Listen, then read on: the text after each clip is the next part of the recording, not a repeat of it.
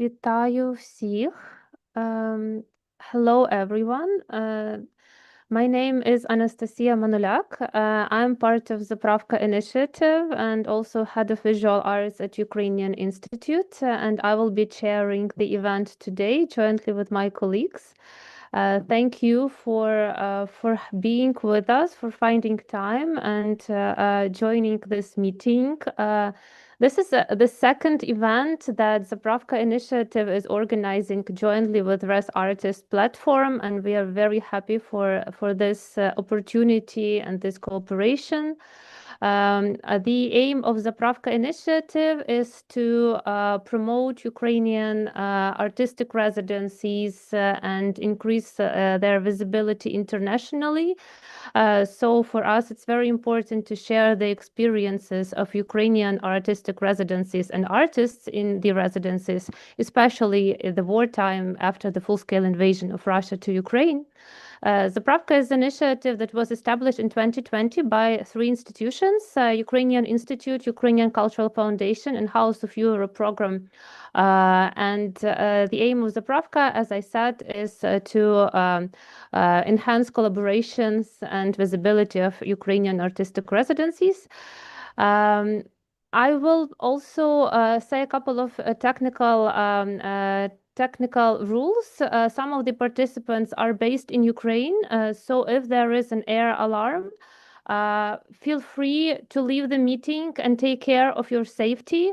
Myself and my colleagues, we will stay online and continue the meeting, but if you feel like you want to stop the meeting and take care of your safety, please prioritize safety first. This meeting is recorded and you'll be able to watch it and share it with your colleagues afterwards. I will now pass the floor to the representative of Res Artist platform. And Res Artist platform is one of the biggest international platforms that includes more than 650 participants from more than 80 countries. Jamison Pierce, the membership coordinator of Res Artists, I give the floor and the mic to you to say hello to the participants. Thank you, Anastasia. Yes, hello everyone. My name is Jamison, the memberships coordinator at Res Artists. I'm calling from Wurundjeri country in Melbourne, Australia. And for anyone who doesn't know, as Anastasia has just said, Res Artists is a member network with around 650 members, mostly art residencies that operate in 80 countries around the world. We're the peak professional body for the field, endeavoring to ensure sustainability and growth by providing capacity building tools and networking opportunities for our members to connect face-to-face and online. Our main face-to-face meeting is our annual conference, which, as you may know, was to be held in Kyiv in 2022, but never took place. And so following on from this meeting last year, How to Inhabit Instability, it's a pleasure to join you once more, representing Res Artists, and this time focusing on the artist's perspective. After the full-scale invasion of Ukraine, Res Artists, along with other organizations, endeavored to help by reaching out to our network, creating and sharing resources such as lists of emergency residencies in Europe for Ukrainian artists to access. That is for those artists who wish to leave. There's still an urgent need for work like this and organization like this, not just in Europe, but in many other locations around the world. Of course, I'm thinking about the Middle East. And in my role at Res Artists, I receive many emails from artists who are experiencing war and persecution and looking for ways to leave. And that's why Res Artists must continue to do what we can, facilitating connections and opportunities for artists at risk. However, there are obviously limits to what we can do. And that is why I think it is so important that we're hearing from these artists today who, as I understand, have chosen not to leave, but to stay in or even come to areas of acute instability.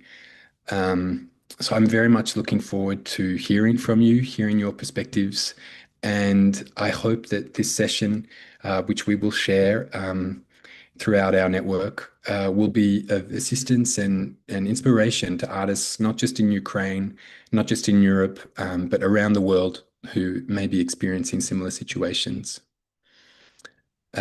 So thank you to the team at Zapravka for organizing and for inviting Res Artists to be present again. Back to you, Anastasia. Thank you, Jameson. Thank you for this opportunity and for our ongoing cooperation with artists. It's also very important for us to have this possibility to speak out internationally.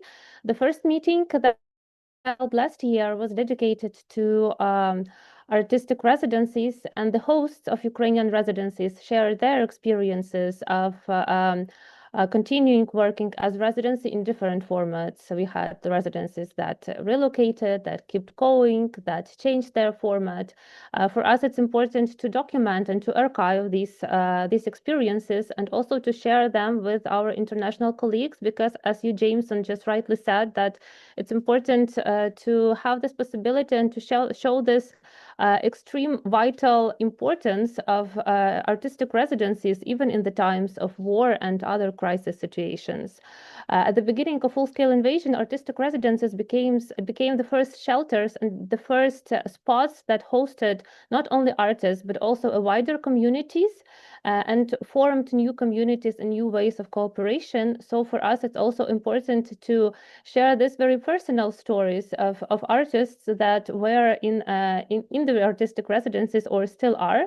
And therefore, the second meeting, we decided to give the floor to the artists and to the artists both from Ukraine and international artists who have the experience of artistic residences in Ukraine after the full-scale invasion. It's important for us to mark this period because we understand that there are a lot of questions and challenges, and a lot of international partners and colleagues don't really understand what it is and what it means to continue doing art and to continue working in Ukraine in this time. So for us, it's also important to have different perspectives and different views on how it is. And that's why I will not keep more talking, and I will give the floor to our wonderful speakers. And the first speaker is Alexandra Bondarev. Alexandra is a Vilnius-born traveler, photographer, poetess, translator, and language editor in the cultural field. Her artistic practice is rooted in anthropological approach to humanistic documentary centered on the human and unexoticized cultural sites and reveal timeless values. She's interested in specific lifestyles as a part of the creative process. In 2024, Alexander received Roman Aldas Rakauskas. Alexandra, you will say it's correct if I'm wrong. Photography award, and completed an artistic residency at the Gem Factory Art Center in Lviv, Ukraine. Alexandra, please say a couple of words about your experience. We are very interested to hear about it. Hi, everyone. It's really an honor to start this panel. But also I have no example or role model of how this should go. So I will just be honest as much as I can. I haven't prepared any slides. I'm just gonna tell you about my experience. So yeah, I participated in an artistic residency at Jam Factory in Lviv last year in September. And it all kind of began, actually, I should start with saying that I would probably have not come up with an idea to go to an art residency in a country that is experiencing a full-scale invasion by myself. But it all kind of started with me finding out at the age of 30 that my biological father was actually born in Lviv, and kind of that I have Ukrainian roots myself, which was a massive identity shift for me.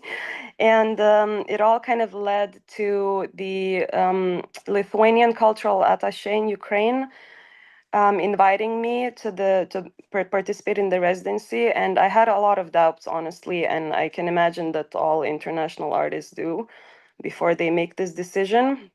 But I really spoke to a lot of people who had been in Lviv during already the full-scale invasion in the last 3.5 years.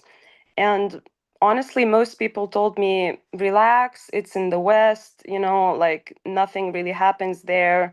Just go, it's going to be amazing. What an experience, just go. And yeah, I decided to go. But honestly, the very beginning of my stay was very, very turbulent because I arrived in the morning of September 3rd. And for those who don't know, September 4th was probably the deadliest shelling in Lviv during this whole time. So this was my first night. And when I just arrived, I met the girl who worked at Gem Factory and was kind of responsible for our, I don't know, coordination and curation of our residency. And I was just talking to her, being like, okay, so tell me about Lviv. I just arrived. It's early in the morning. Tell me how is the city? And she was like, you know what? I'm gonna be honest with you. Lviv is super boring. It's nothing like Kiev. It's like everyone's just having coffee, eating, and chatting, and that's all. And so my first kind of expectation that was set upon me was, okay, so I'm gonna be bored. Honestly, it was nothing but boring for sure. And so, yeah, the first night was actually very scary because I didn't entirely know how to act when the air alarm started in the middle of the night. And because the actual residency hadn't even started yet. So we hadn't had like a proper, institutional, in like a proper briefing of how to act within an institutional framework. And I was lucky. I mean, when it started, the streets were empty and nobody was out, and I didn't really know what was going on. And this was, I think, the main first shocker for me, to realize that most people actually don't really react to air alarms. And later, I mean, I learned that it doesn't necessarily mean that you're in danger instantly. But it took me some time to realize that. Luckily, I ran into one man on the street who took me to a hostel, which had kind of a shelter. And I was there alone until I heard the explosion. And then after the explosion, the whole hostel came to the shelter. So the very beginning was really disturbing. And then the next days, there was actually another girl at the residency, a German person. And we met, and we were both kind of really shocked because we were not expecting it like to happen on the very first night. And then we read the news, and and this, I guess, kind of the very beginning really influenced the whole, emotional kind of state. And it was really also for the next few days, a couple of times the air alarm went off during the day, and people would just like continue eating their pizza or having their coffee. And this was really, like, I don't know, mind-blowing for me, honestly. And later on, I realized that, yeah, first of all, you just check the apps. And second of all, is just you cannot really do it when it's like 3 years in. And it kind of, yeah, really changed my perspective on how much and how quickly people can adapt to different circumstances. Sorry, this introduction is very long. I'm going to be quicker. So actually what happened is that the German girl left after 3 days because she realized she couldn't do it. And I hadn't slept for 3 nights, so I decided to leave as well. And when I came back to Vilnius, after 2 nights of proper sleep, I was like, no, actually, I have to come back. I don't know, it was just a very strong feeling that I had to come back, and I did. And then I ended up staying in Ukraine for 3 months because after my residency lasted for 1 month, but then I just stayed in the country because I really got involved into multiple things, and I just really felt like this was very meaningful. So basically, the residency itself was giving a lot of freedom for us to, because another another resident came later, so it was two of us. A lot of freedom to just do our own practice, which I will talk about a bit later. But they really, what really benefited me the most was the connections that they helped us build. They introduced us to multiple institutions to which I ended up going nearly every day. The main ones were the Center for Urban History and Index, the Institute for Documentation and Exchange. And since I do documentary myself, I was kind of really, on the spot. And they were organizing lectures and discussions every day, and there was a lot of action in the art center itself. So really, it struck me how the cultural world was and continues to flourish completely. And I guess that people who have not been to Ukraine during the full-scale invasion might have this distorted idea that life has stopped. And I mean, yes, there are so many difficulties, but it feels like to some extent people are trying, even to, like, people who have decided to stay in the country are trying to resist everything by just continuing with like full power to do the things that actually matter to them. And speaking of my own practice, this was kind of what I was documenting. I do mostly analog photography, and I think that this is really what this feeling wise, the strongest experience that I had was seeing how to some extent, like practicing normality, I guess, or practicing normal life and continuing, doing your art, doing your work, and going to bars, having a beer with your friends, regardless of the whole situation, is actually a really strong act of resistance. And this was kind of what I was focusing on, documenting these, normal, ordinary life moments of, also, I don't know, kids playing on the street, people going to church, and all these kind of things. Because for now, I feel that when people speak about Ukraine, they would mostly talk about war crimes and all the terrible things that are happening, which is, of course, very real. And it has to, I myself do a lot of raising awareness all the time. However, I also wanted to show that there is this whole beautiful flourishing life going on as well. And this is why I think I personally got so much from it, and my practice also changed a bit, moving to more like social and human rights things. I went to Georgia after Ukraine to document the protests that started in November.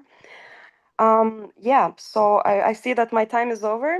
Yes, yes. But you'll have the possibility also to expand more during Q&A session. And to everyone who is listening to us here, please ask your questions.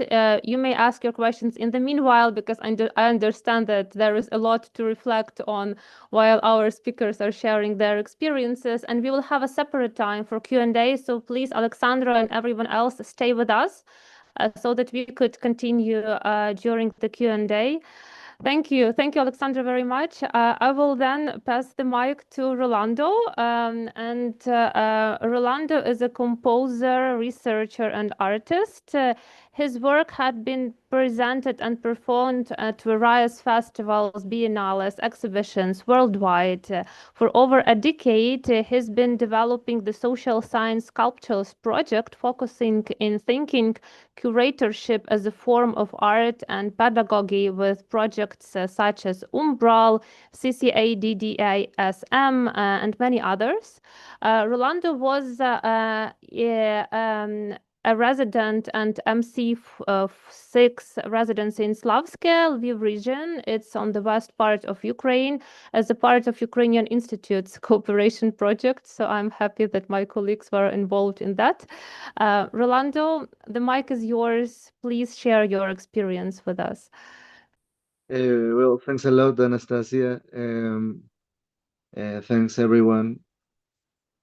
I went to MC6 in Slavsko last November to do cooperation project with the Ukrainian Institute. The project was called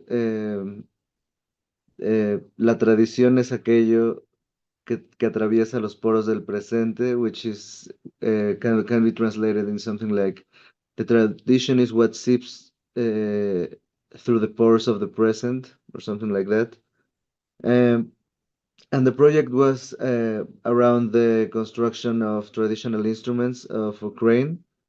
I was working alongside Dmitro Beresyuk from he's from Lutsk, and it was really interesting to understand all the similitudes that were between the two apparent distant geographies, but there were so many similitudes.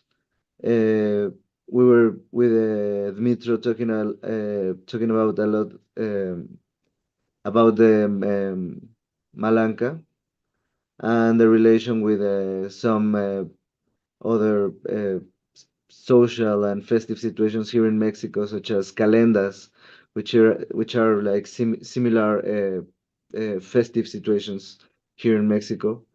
And the project happened in two situations. The first one was me traveling to Ukraine to MC6 to construct the instruments and to understand a little bit more about the traditional music of Ukraine, the food, and the textiles, and well, to have the opportunity of being in Ukraine, which was really interesting and important.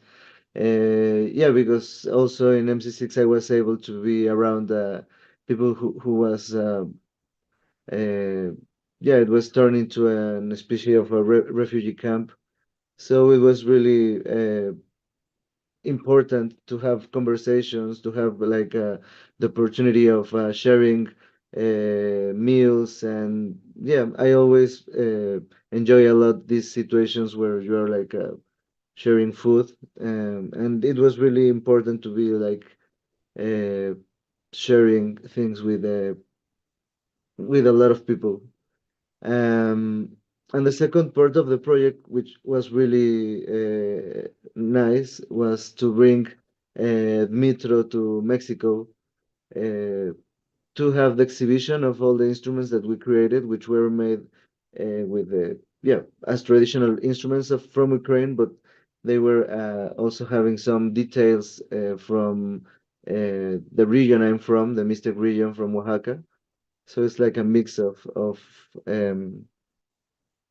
approaches to tradition, and we did a performance alongside different groups from Mexico to create a yeah like an intertwined of musical traditions. If you look for the name of the project, you can find the performance that we did in the Scenic Pavilion of Chapultepec during the Art Week in Oaxaca, sorry, in Mexico City.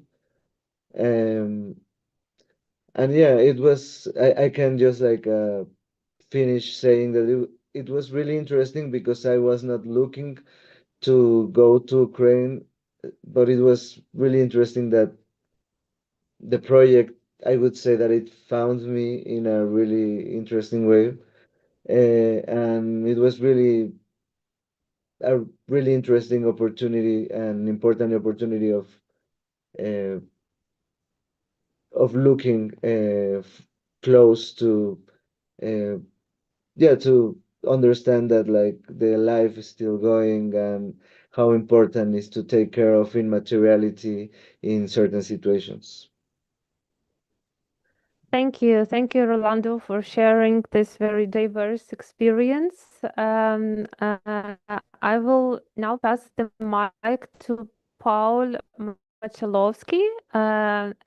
Paul is a German artist and curator born in Berlin. He lives and works in between Kiev and Ukraine and Dusseldorf in Germany. And Paul is an organizer of the residency at 22 Nahirna Street in Kiev. Paul, the floor is yours.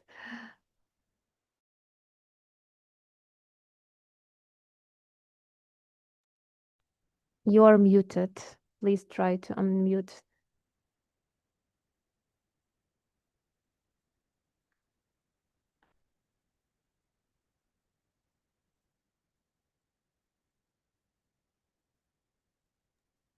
Sorry, sorry. I have to say before I'm in a hospital and I'm on sedation right now.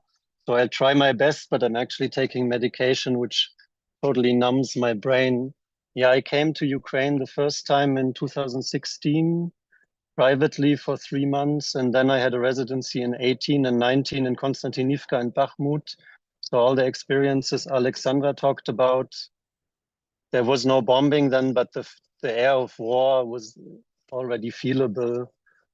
And then I had this Ukraine connection, and I thought about when the war started that probably no institution will do residencies. So I started to acquire money by Ministry of Culture and Goethe Institute and different institutions to start an wartime residency focused on, I studied with Peter Doig and with Jörg Immendorf.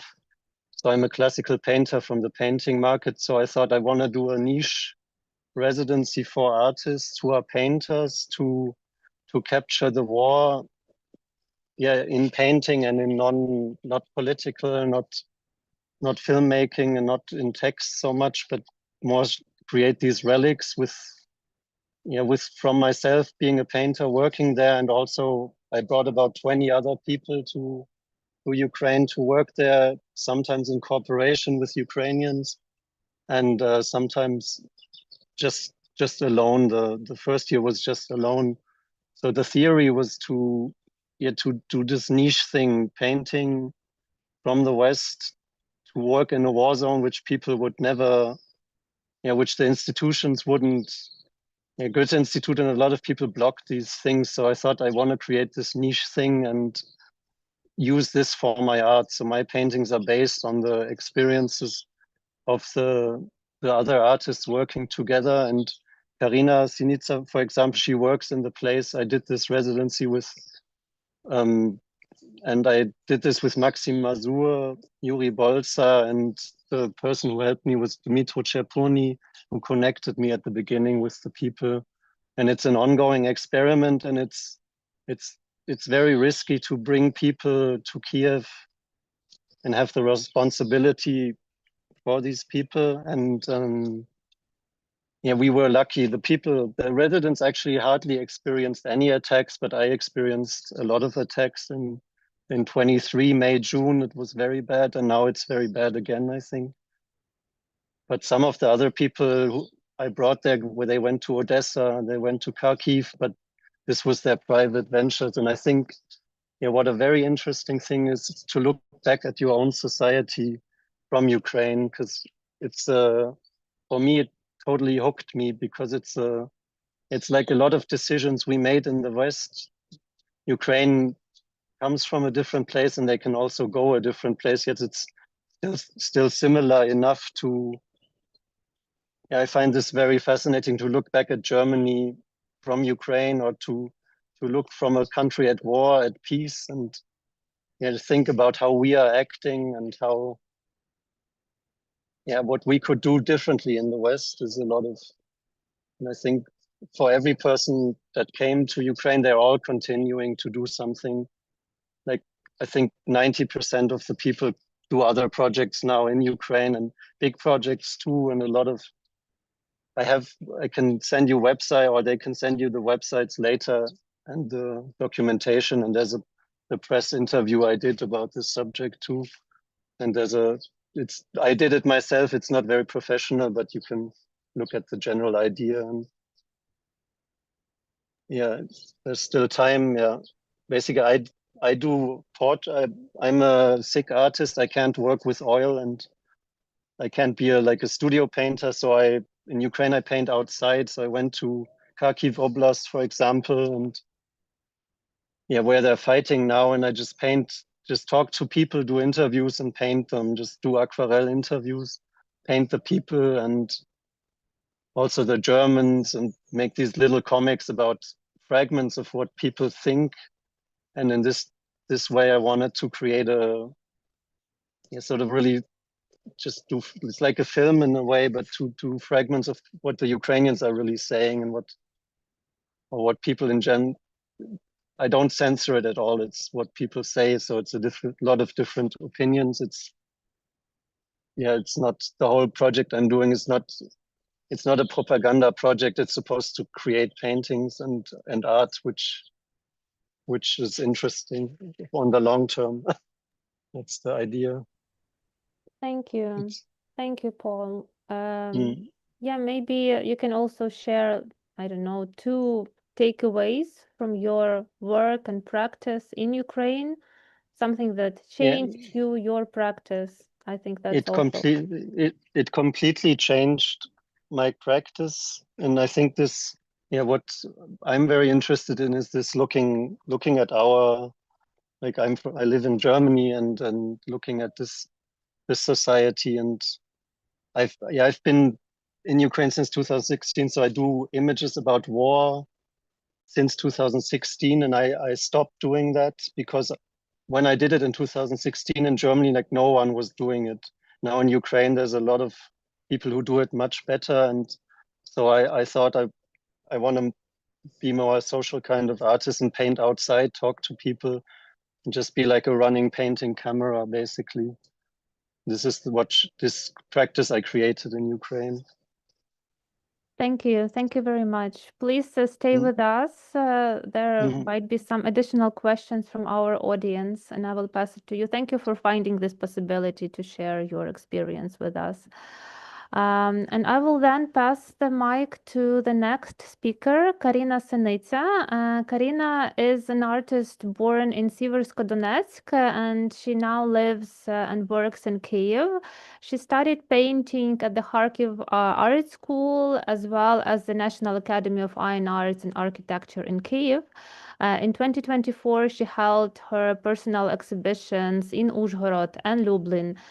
She works with painting, collage, and animation, and in her works, she depicts landscape, architectural structures, and empty spaces, revealing human feelings, emotions, states, and social aspects of life. Karina was a resident of Izolatia, platform for cultural initiatives, and I will say a couple of words about Izolatia, and I'm sure that Karina will share more. So Izolatia is a non-profit platform that was established in 2010 in Donetsk, in the east part of Ukraine, and in 2014 it was first initiated on the basis of the factory producing isolation materials. That's where the name actually comes from. And in 2014, Donetsk was occupied by Russians, and the space where this initiative first was became a prison for where a lot of Ukrainians and Ukrainian soldiers are still being kept. That's why Izolatia relocated to Kyiv, but the east of Ukraine and Donbass still remains in their main focus. They work with different formats, and Izolatia was one of the partners that stand behind the initiative of bringing Press Artist Conference to Ukraine.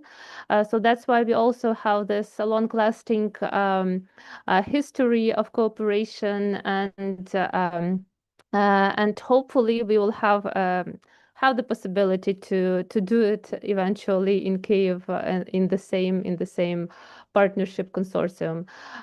Karina, I give the floor to you. If you need translation, let me know. I'll be happy to assist you with this. Yeah, thank you so much, Anastasia. I will show some photos from the residency. It will be much better to talk about works and so on. Yes, as Anastasia said, I have worked with painting and different monumental techniques, and in this residency, which was held by Izolatia, it was interesting to me how to work in such topic about ecology and so on. And the main point of this residency was to and collaborate with any scientist or institutions which worked with plants, maybe animals, something about ecology and so on. And we were just three participants there, made little exhibition at the end of the residency, and each of us have what we want to do and what topic we want to describe and where we want to go. And I have chosen the topic of Ukrainian genetic plant Karina, I'm sorry, the and connection is their genetic base. Karina, do you hear me? Yes. The connection is not very stable, so maybe if you could stop sharing the screen for now, and we can Yes, then I can hear you. swipe photos afterwards. Mhm. Can Okay. you? Yeah, please continue now.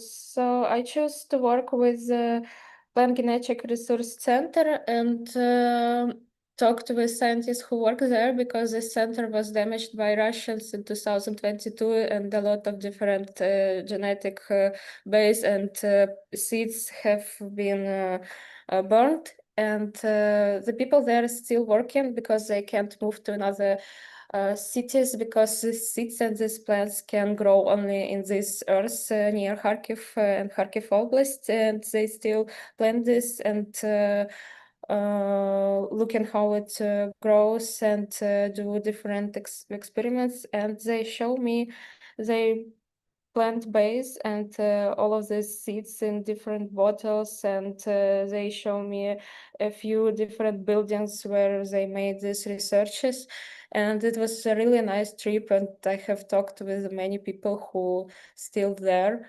and I decided to make one painting about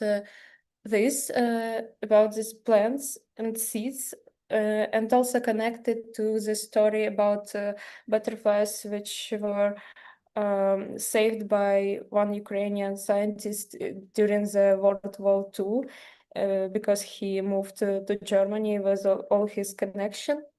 And at this point, I wanted to talk more about archive and how to save this archive during the war, and different examples what was in our history, this plant institute, and this story about Shelushka, which have saved his butterflies. And I have made a painting which called Fairy Tale, where I describe very maybe in a romantic way this story, and also I have made another one painting about water and this situation in Novakhovka which happened, and another two participants were going to another cities like Ivano-Frankivsk, and Yana Kononova goes to the river of Ros to made photographs about it and ecological situation about near this river and so on. So that's all. Thank you. Maybe you can try to show the slides now. Yes, I can. Interesting that the connection didn't let us have Yes, both. here is this plant genetic center which were destroyed near Kharkiv. And this is some photos which I have made in this institute, thinking a lot about safety after what happened there, so I can only plants. Here you can see the very old building there. And this is the final exhibition which we have in the naked room. and this is my work about Shellushka and Yes, and unfortunately, we can't really hear you well, but we will collect the links to the projects that the speakers are mentioning in their topics and share it to everyone who registered. Yeah, Paul said that he has some links, so we will just make sure that you have this possibility to have a proper look at everything, because I'm sure that our guests really want to have a look at what you are talking about. Thank you very much, Karina. I want to kindly remind you that if you have questions, you can write them down in the chat on YouTube translation that we are having right now. We will have a separate part for Q&A very soon. I'm now happy to give the mic to our last speaker for today, Lilia Petrova. Lilia is an artist and teacher. She is a graduate of the Department of Graphics at Kharkiv State Academy of Design and Arts, and she studied at the Academy of Opishne in Poltava region. She works with graphics, comics, sculpture, and ceramics, studies folk art practices, explores approaches to alternative art education, and teaches. The main theme of her art is absurdity of existence. She was participant of the exhibition projects at Yermilov Center in Kharkiv, Jam Factory Art Center in Lviv, Znaki Chasu in Torun, Ukrainian Folks House in Przemysl, as well as many other places and residences in Ukraine, Austria, and Poland. Lilia was a resident of Art Kuzaman residency in the Sumy region, which is in the east part of Ukraine, and is still ongoing artistic residency, very active as an residency program. So Lilia, the floor is yours. Please share your experience with us. Hi everyone. Thank you. I'm glad to be in here, and I have a little presentation. Hope connection will be good. So I'll try to share it.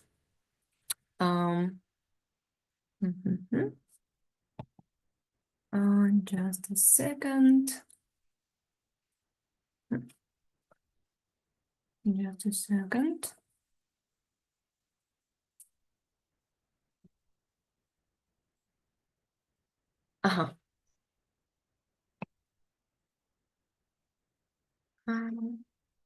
So can you see my screen? Not yes. And slides. Great, it works. So a little bit about me, about myself. I will say a little bit about Art Kuzaman. I was participant there in 2023, and the title of residency was Playing into the Future. That was a residency. Here a little bit about location of Kuzaman. Residency is located in Kuzaman village. It's not far away from Poltava region and Kharkiv region, and also it is in Sumy region, not far away from front line and border with Russia, but it's a safety place. And a little bit about story.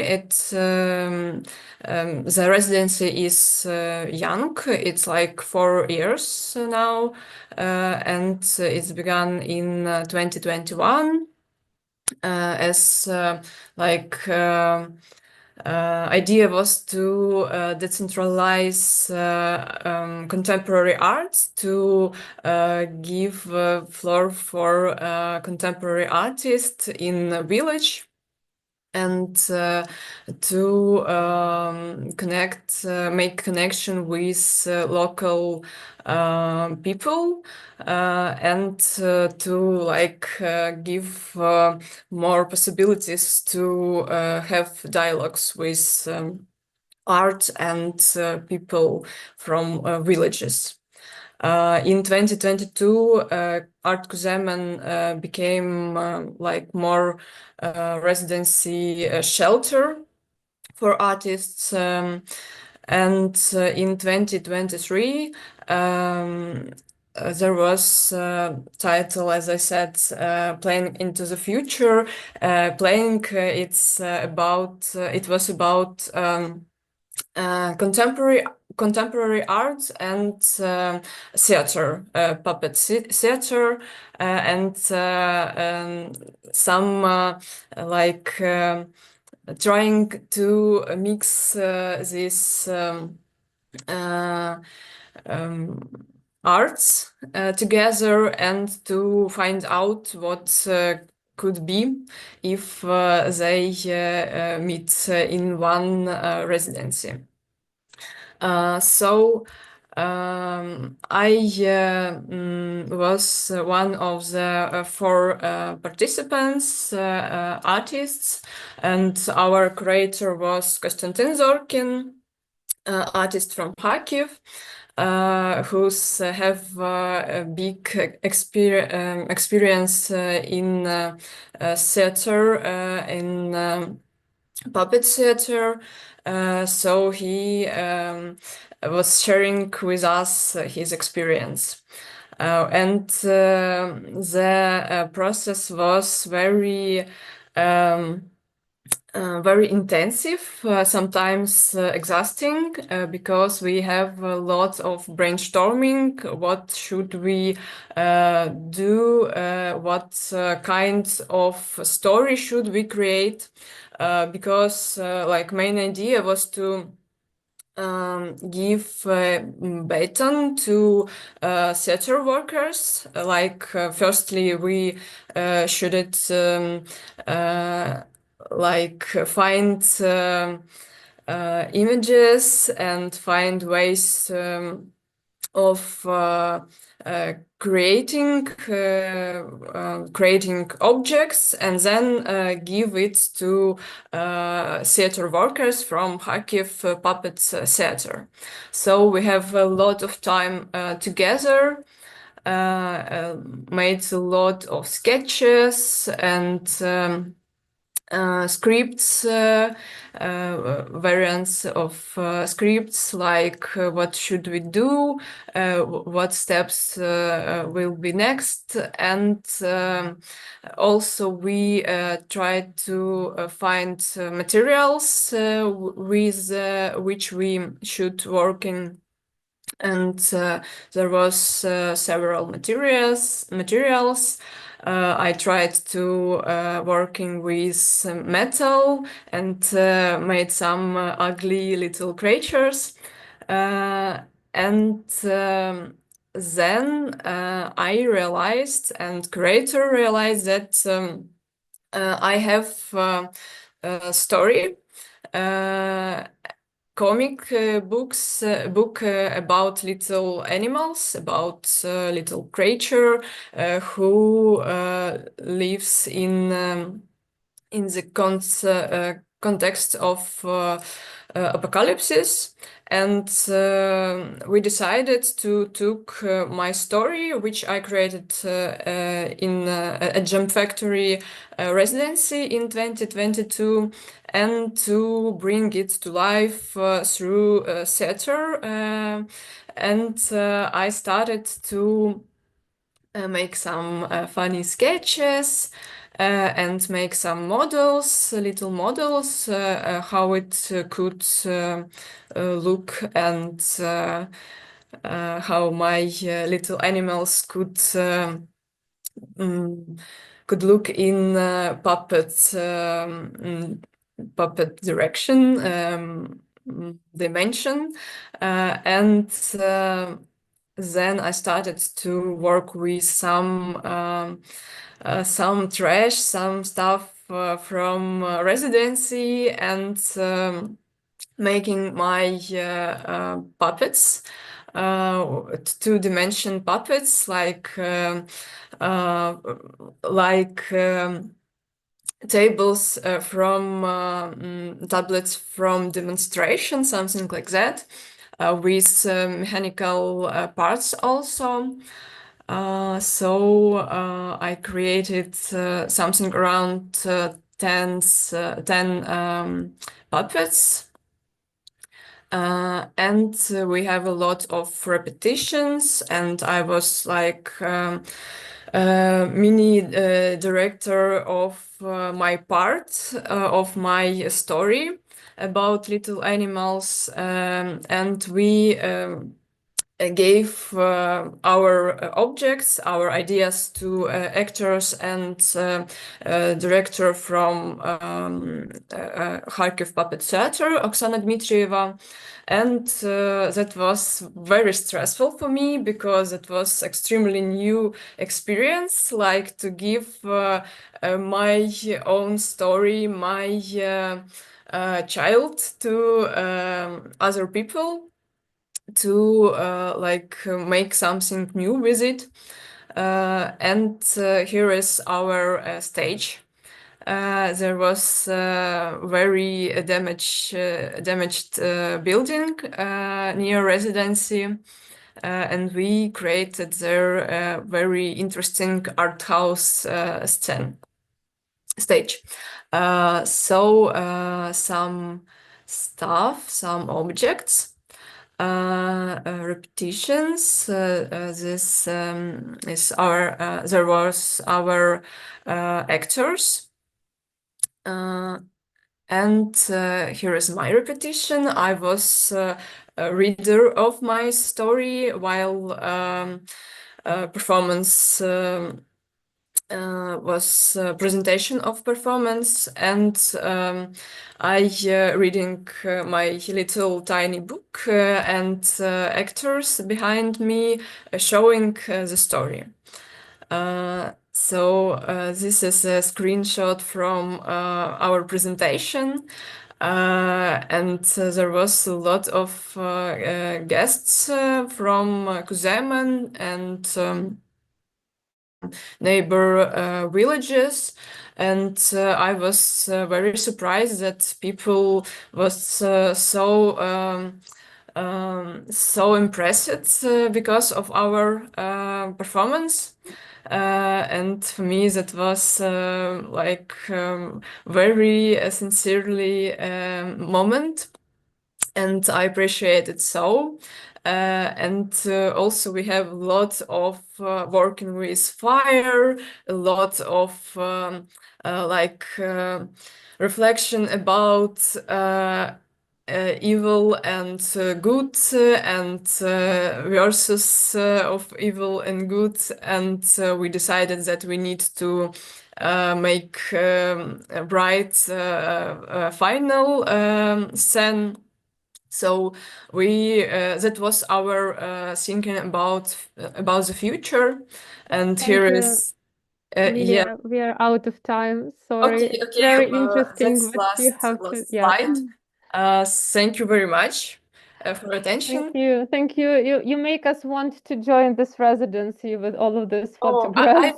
I will join it soon. We'll come back to Art Kuzemen. Great, thank you. We have questions.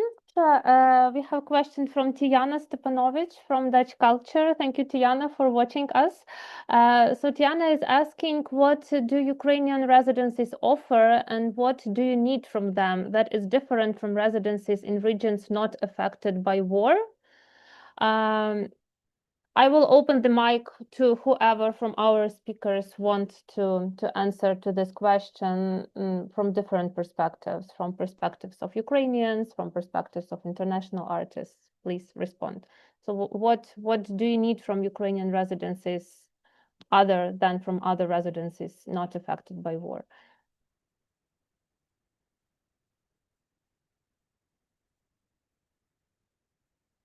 No, no one. Then I maybe, can talk. yes, I please, think please do so. yeah, some Western artists have like luxury expectations or expectations of organizations, and in Ukraine everything is, because of the war, I think more spontaneous and fast. And you, like some people in my residency, we had a show at M17 Art Center where we took part. And they wanted a drill, and they said the museum has to give us this and has to give us this, and this is not possible because there's no budget in a lot of Ukrainian institutions right now, I think. And you have to be ready for, you have to know what you're doing psychologically. I think you have to talk to your family and friends really about it. You want to do it. It's statistically not very dangerous in some parts of Ukraine, but still you shouldn't take it lightly, and you should think about it really and take a conscious decision. Thank you. Thank you. Alexandra, yes, please go ahead. I would maybe also like to add the fact that during my time, I really felt so much gratitude, both from coming from me and from other people. Somehow, I think that is just very important to go to Ukraine now and just be with everyone who is there. That's it. Just show support by actually being there, as blunt as that. Thank you. Thank you very much for this sincere answer. And we have a question to Ukrainian artists, more probably, but also if Alexandra, Paul, Rolando, you want to share, go ahead. So what do Ukrainian artists and cultural workers need from international community at this time? There is a comment that I know this is a very common question, but I keep asking it. So Lilia, Karina, if you want to share this.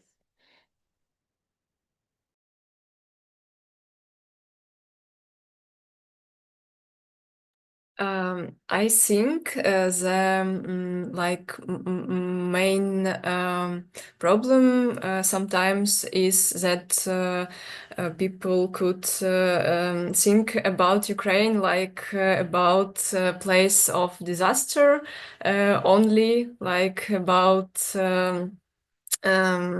sad place, but I think it's very important to understand that Ukraine is still very intelligent, full of intelligent people place, full of beauty, full of sense of humor also, and just to be in touch with Ukrainian artists, people from Ukraine, like to have conversations with people about life, about ordinary questions also. So I think not only disaster in Ukraine, it's like the main point. Thank you. Thank you, Lilia. Karina, do you want to add something?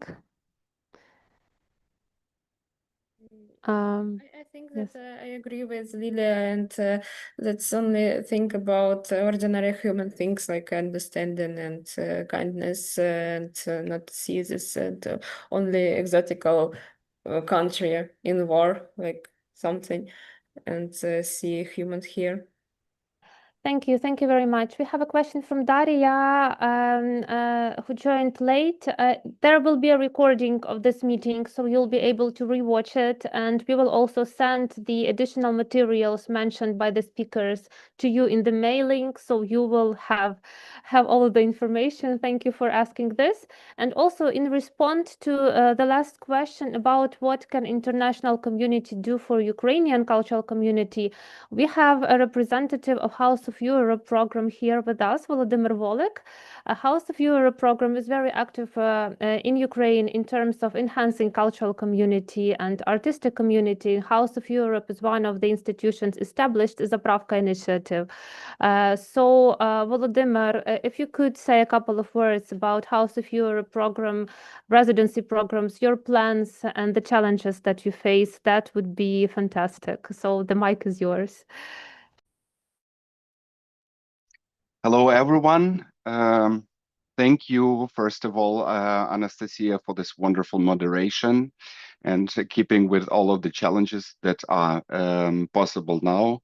Secondly, thank you so much for all of the residents who keep being strong and courageous, daring for residences in Ukraine.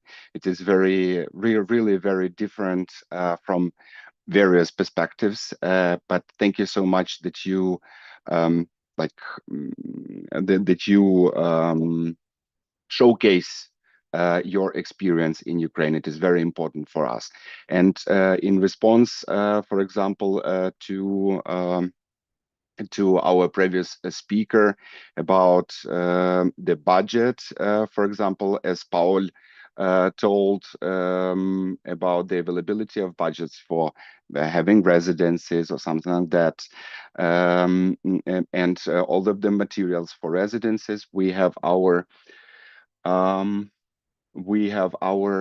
residency program, which is some kind of mostly an experiment, doing that together with the cultural institutes, the EU countries' cultural institutes operating in Ukraine, like our Goethe Institute, which implements the House of Europe program, like British Council, French Institute, or, for example, Lithuanian Culture Institute, as was mentioned today by Tomas Ivanauskas, I guess, and others. So for that, we have our program, the so-called National Minorities Residences Grants, in cooperation with the Ukrainian. I post the links here in this chat. I don't know if it is necessary to post them via YouTube.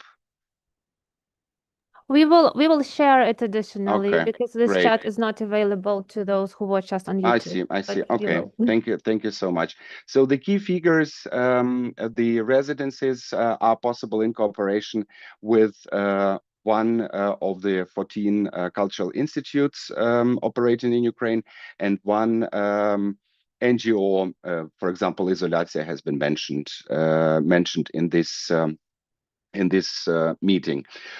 So on the basis of the cooperation agreement, you can send the artists for residences either in EU. For the residency in EU, you get up to 10,000 euros for a residency, and if sending the artists to Ukraine, up to 6,000 euros for a residency. And if you organize it both, so reciprocal approach, both in EU and Ukraine, so it is possible to receive up to 16,000 euros. About the national minorities aspect, so in this case, you can either, so we operate around the Ukrainian legislation, so so you can either choose an artist who is a representative of national communities in Ukraine, like Crimean Tatars or Gagauz or other minorities, or you can work on the topics connected to minorities. For example, represented those topics in theater, in music, in paintings, or others. So if you have any questions, any additional questions, you can ask them now, or write us at Volodymyr Volek at houseofeurope.org.ua. And the deadline, the most important point, the last deadline ended yesterday, and we have still 1 month to apply for residences. And the last deadline within this program will be on the 31st of July this year. So welcome and invite Ukrainian cultural scene and the EU cultural institutes to collaborate. Thank you so much. Thank you, Volodymyr, for very useful information. I also see that we have networking happening in the chat on YouTube. So there is a Swedish residency that is interested in collaborate. So if you're interested, please let us know. We can be also, what Zapravka usually does is also facilitate connections in between international partners and Ukrainian artistic residencies. So we do constant monitoring of the residential landscape in Ukraine to understand the needs and the current state of what is there in Ukrainian artistic residencies. We monitor a map of Ukrainian artistic residencies since 2020. So there are residencies that are not operating anymore, that the new ones that opened after the full-scale invasion. This is also something that is happening in Ukraine right now. So for us, it's important to understand how the dynamics of the residential landscape and to document it. We also created a toolkit for those who want to establish or successfully run their artistic residency. It's now available in Ukrainian, but we plan to translate it in English very soon. So stay tuned, and because we think that the experience of Ukrainian residences might be a relevant experience also for our international partners. We first initially thought to only produce it in Ukrainian, but after our international colleagues started reading it through AI translation, we understood that there is a need and interest to have it also in English. So we'll be happy to share it pretty soon with you as well. The Pravka initiative can be found on Facebook. It's the platform that we actually mostly operate.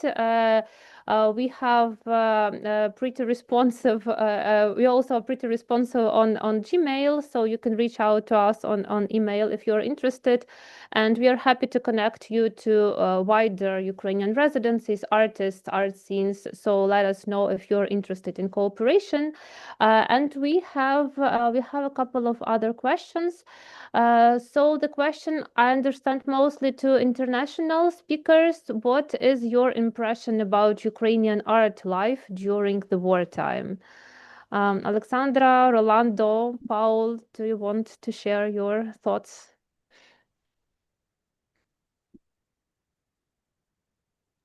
Yeah, sure, I can speak. So I already kind of mentioned, I think, during my talk that I found the art scene really flourishing in multiple senses, very super active, very inspiring, and it was interesting to observe how, of course, multiple artists are now focusing on topics related to war, but it also felt really great that so many artists just continue doing their own research on other topics, or like really, as I said again, resisting the repression by talking about everything that is not war, because that is actually also very important, you know, and social issues continue, human rights issues continue beyond, you know, war, also internally. And I think that's, yeah, really important and very, very inspiring art field, actually. I was really impressed. Thank you, Alexandra. Anyone else wants to add? Yeah, Paul? yeah, I think so.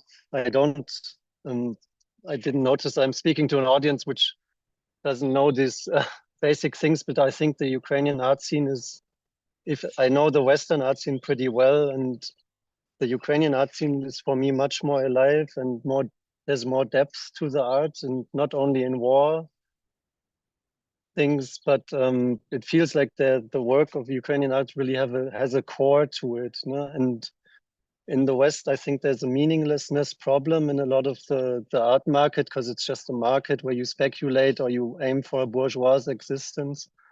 And in Ukraine, I don't want to romanticize it too much, but it's a really active scene, and I think the international interest keeps it. It's good to bring international attention to it, because it keeps it alive. Because depression is also a big subject, I think, in Ukraine, in the art scene, because it's very hard on people, and bringing something from the outside is, I think, very good. But I can't speak for Ukrainians. Thank you, Paul. I guess this was the last question that we could answer because the time flies. But I want to thank all of our wonderful speakers for your diverse, very different experiences and for being so open and sincere in sharing them. I want to thank Res Artist Platform for this opportunity and this cooperation. It's truly very valuable for us to share this experience. The Ukrainian Cultural Foundation for helping us with technical support and arranging this screening and translation, and to House of Europe program, of course, for being with us and for sharing these very important opportunities and the deadlines. So we will share this with you as well. Thank you. The recording will be there with us. So please also share it with your colleagues who will think that it might be relevant.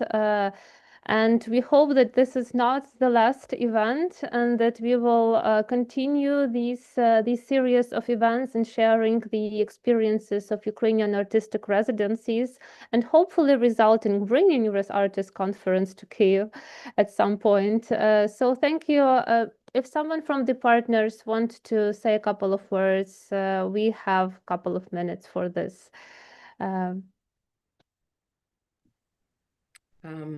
Indamola, yes, the floor is yours.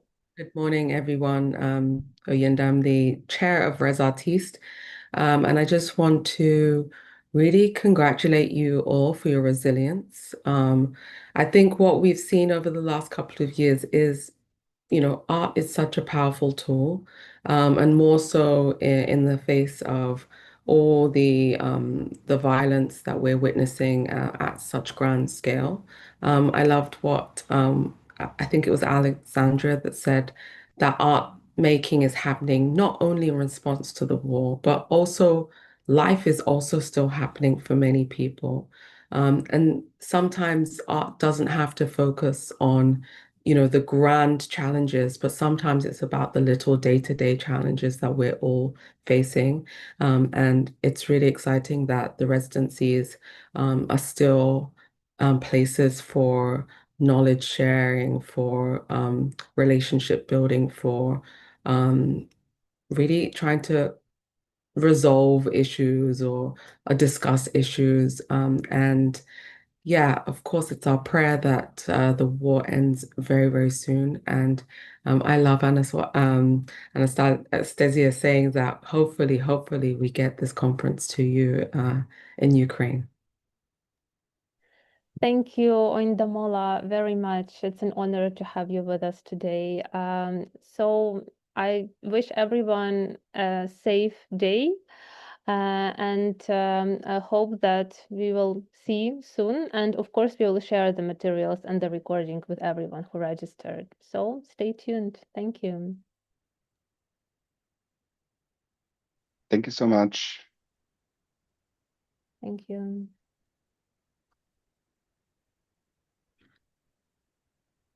I guess, are we still live? Mr. Online? Okay, so we can, okay.